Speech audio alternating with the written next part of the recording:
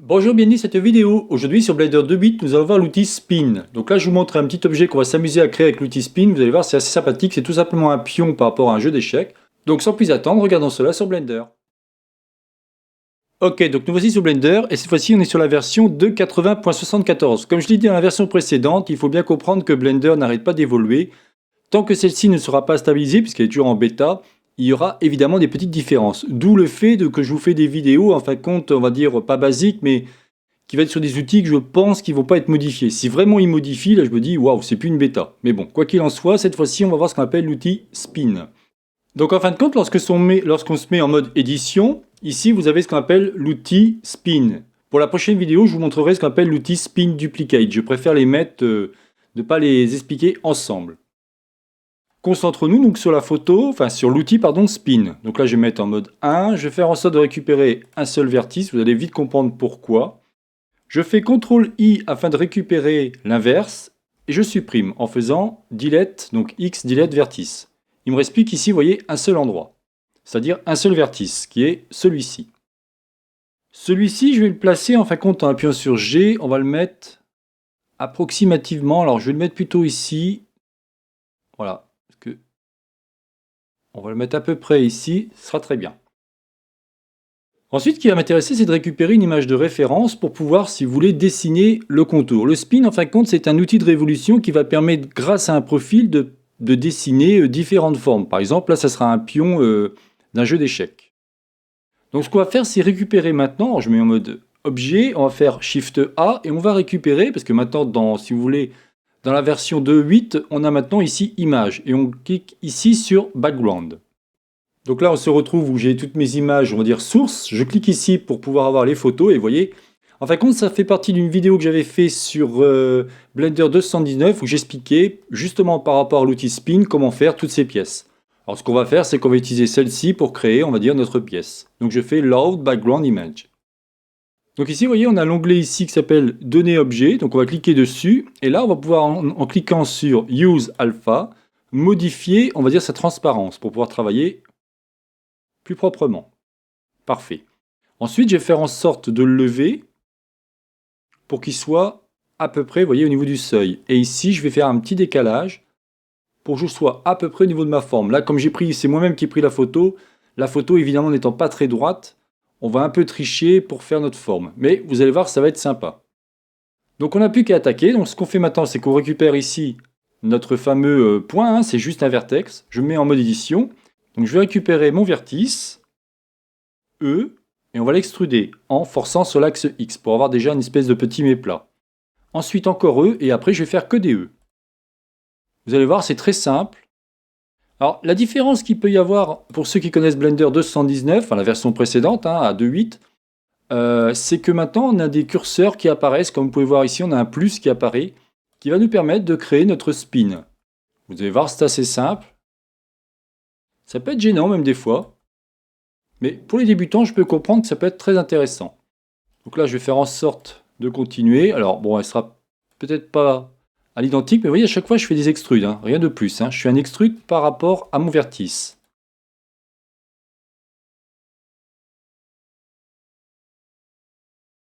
Je continue.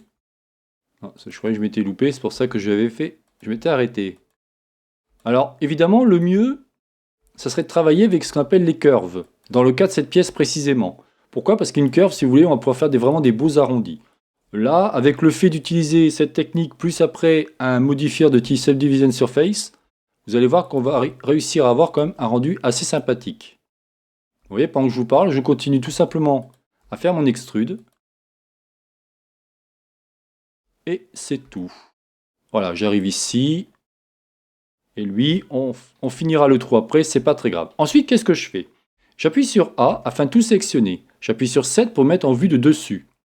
Alors vous voyez, je vais m'apercevoir de quelque chose qui ne va pas du tout, c'est que là, ma forme, normalement, aurait dû se trouver au niveau de mon élément, là. Donc ce que je vais faire, c'est que je vais faire G, en faire Z, GY, pardon, afin de le repositionner approximativement ici. Pardon. Ce qui est très important, c'est ici, il faut que dès le début de votre leçon, vous ayez fait Shift-C pour que votre curseur apparaisse bien au niveau du centre du monde. Sinon, vous allez voir un décalage qui n'ira pas. Vous voyez, on aura quelque chose comme ça. D'accord? Donc ce que je vais faire maintenant, c'est que je me mets en mode 7 et je vais utiliser, vous voyez ici, on a une espèce de plus, on clique dessus et ça va nous permettre de tout simplement, vous voyez, de faire ça. Et on va créer notre forme. Alors là, pour être sûr, je vais mettre ici à 360. 360. Comme ça, celui-ci est bien fermé. Ici, on est à 12 steps, c'est parfait, ça permet d'avoir quelque chose d'intéressant. Si par contre, vous auriez par exemple 4 steps, on aurait une forme complètement différente. Ou par exemple 6, vous voyez. Donc moi, en général, je mets 12 steps. Toujours une valeur paire, c'est plus intéressant pour vos polygones. Tout à l'heure, je vous montrais la différence quand on clique sur Dupli, mais chaque chose en son temps. Je laisse Auto-merge pour être sûr. Vous voyez, on a déjà notre forme. Maintenant, ce que je fais, c'est que je sélectionne l'ensemble. Ensuite, je vais cliquer ici sur Mesh et je vais aller dans Clean Up. Alors, il faut savoir que Clean Up, avant, on avait Remove Dable, et maintenant, ça a changé. Depuis la version, donc je ne sais plus laquelle, parce que je suis en 2.80.74. Maintenant, c'est Delete Loose. Donc, on clique dessus, et ça nous dit, bon, bah c'est super, il y a 0 vertice. Pourquoi? Parce que sûrement, par rapport à l'option qui a disparu, on avait marqué de merge. Ça veut dire que ça voulait fusionner tout simplement mes vertices. Donc, lui, il n'y a pas eu de problème, il a fait son boulot.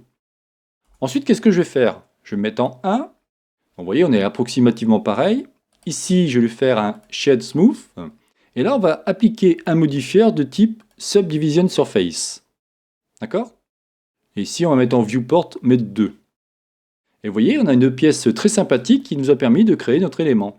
Comme je vous disais ici, si je me mets en mode ici, édition, j'appuie sur 1 pour être en mode vertice, j'appuie sur Alt pour récupérer l'ensemble, et j'appuie sur F. Et là, j'ai bien fermé ma forme. Regardons maintenant un autre exemple. Ce que je vais faire, c'est que je vais créer un plane rapidement. Ici, alors là aussi j'ai vu une nouveauté, on a un aliment par rapport au monde, par rapport à la vue ou par rapport au 3D curseur. Moi je vais mettre en view pour avoir quelque chose comme ça. Ensuite je vais faire un GZ pour le mettre par là.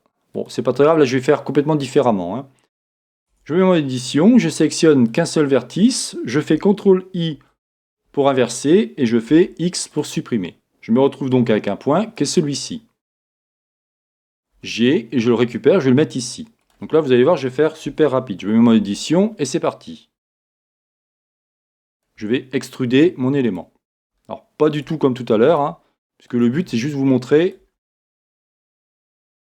ce que ça donne quand on est en mode duplique. Donc évidemment, c'est du rapide. Toc, toc, toc, hop. Et c'est... Voilà. C'est super rapide. Alors comme d'habitude, on récupère l'ensemble en appuyant sur A, on appuie sur 7 pour vous mettre en mode vue de dessus, et là je vais faire ça. Mais la différence ici, vous voyez, je vais cliquer sur Duplicate. Et vous allez voir ce qui va se passer, c'est complètement différent. En fin de compte, celui-ci me crée comme un fil de fer de mes différentes formes. Alors là, pourquoi j'ai ça? Parce que vous pouvez vous apercevoir que ici, je suis parti au début en mode non duplicate, donc il m'a fait... Il crée tout simplement une multitude de faces qui va rattacher au fur et à mesure. Par contre, si vous cliquez sur Duplicate, lui, il va tout simplement dupliquer la forme. Donc là, il n'y a pas grand intérêt, sauf si par hasard, ici, alors il faudrait fermer la forme et faire un extrude. Et là, on aurait quelque chose d'intéressant. Mais ça reviendrait approximativement au même que quand on verra l'outil Spin Duplicate. Donc si je reviens à cette pièce, je vais mettre comme ça. Je vais commencer à faire ça. Sauf que Duplicate, j'en veux pas. Donc là, je ne sais pas ce qu'il va me faire, on va voir. On va se mettre comme ça. Et oui. Évidemment, il est reparti. Alors on va se mettre fusionné. C'est pas très grave. Donc vous voyez déjà la pièce est assez sympathique malgré tout. Et ce que je voulais vous montrer, c'est ici en fin de compte. Vous allez pouvoir évidemment modifier votre pièce par rapport à ici, par rapport au centre de la pièce, donc en Y, en X, en Y et en Z, par rapport à un axe. On peut donc lui créer un effet. Pareil au niveau d'Y et pareil ici au niveau de Z. Vous avez la même chose au niveau des flèches. Vous allez pouvoir lui faire subir les mêmes, on va dire, tortures ou torsions. Puisqu'ici, vous voyez, on a différents éléments qui vont nous permettre de jouer par rapport à un axe. Je pense qu'ils ont fait ça exprès sur Blender pour expliquer aux débutants comment ils peuvent utiliser sans trop utiliser ce genre de choses qui, pour nous qui sommes habitués, puisque moi je travaille depuis très longtemps sur la version précédente, bon, je ne me sers pas trop de ça, je préfère me servir de ça qui me paraît plus cohérent. Automerge, vous l'avez compris, ça va tout simplement fusionner les vertex dès que ceux-ci vont être prêts. Flip normal, ça va tout simplement flipper le normal. Si je clique ici, Bon là on n'aura rien, mais si je clique ici, on aura les normales. Faut le faire avant, évidemment. Si par hasard ils ne sont pas mis dans le bon sens, il va faire en sorte de se mettre dans le bon sens. Bon, après, rien ne vous empêche de faire, je crois que c'est Shift N, si je dis pas de bêtises. Si je fais recalcul, alors on va taper normal, tout simplement. Voilà, recalculer normal, c'est Shift N. Et puis la suite, je vous ai montré, donc pas de problème. Voilà ce que je voulais vous expliquer sur l'outil Spin.